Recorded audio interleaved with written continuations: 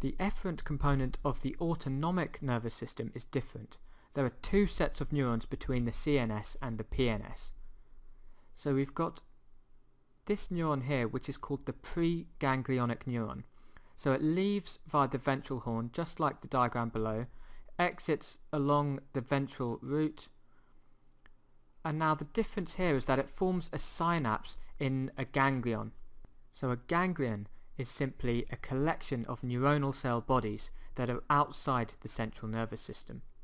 So this preganglionic neuron synapses onto the postganglionic neuron, which then innervates the target organ. In this case, it's the smooth muscle wall of a blood vessel. So the key concept here is that there are two sets of neurons between the CNS and the PNS in the autonomic nervous system. You've got the preganglionic neuron, which is the neuron before the autonomic ganglion, and then you've got the postganglionic neuron, which extends to the target organ.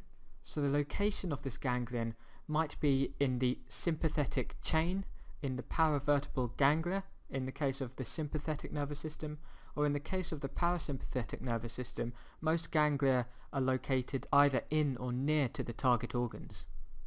So the cell bodies of the preganglionic neuron are located either in the spinal cord or in the brain, and the axons of these preganglionic neurons are myelinated, whereas the postganglionic neurons are not myelinated. So other anatomical differences to know about between sympathetic and parasympathetic are the lengths of the pre- and postganglionic axons. So the length of the preganglionic axon in the case of the sympathetic nervous system is relatively short. So I've just drawn on a preganglionic axon here again in red, and if we imagine that this ganglion here is representative of the paravertebral ganglia, so a ganglion within the sympathetic chain, this would be located just adjacent to the vertebral column, so the preganglionic neuron in this case would be very short. The postganglionic neuron would then extend from the side of the vertebral column to the target organ, so the postganglionic neuron is relatively long. Now in the case of the parasympathetic nervous system, the ganglia are often located either near to or actually within the target organ. So in this case, the preganglionic neuron has a longer distance to travel in order to form this synapse with the postganglionic neuron.